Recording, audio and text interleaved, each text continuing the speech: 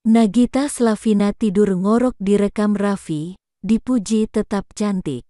Raffi Ahmad bagikan video Nagita Slavina tidur sambil mendengkur. Ibunda Rafattar dan Rayanza dipuji tetap cantik. Raffi Ahmad baru saja membongkar aib Nagita Slavina saat tidur. Dia diam-diam merekam Ibunda Rafattar dan Rayanza yang tertidur pulas. Dalam video yang diunggah di akun Instagramnya, Nagita tampak mengenakan baju tidur berwarna hijau motif garis-garis. Dia terlihat tertidur begitu lelap hingga mendengkur. Raffi sadar sang istri tertidur hingga mendengkur karena kelelahan mengurus putra keduanya yang baru lahir. Begadang karena urus baby Rayanza.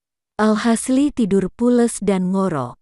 Pengorbanan seorang ibu, ujar Raffi Ahmad dikutip tribunstyle.com, Sabtu, tanggal 11 Desember tahun 2021. Unggahan Raffi Ahmad itu rupanya langsung digeruduk rekan artis dan juga warganet.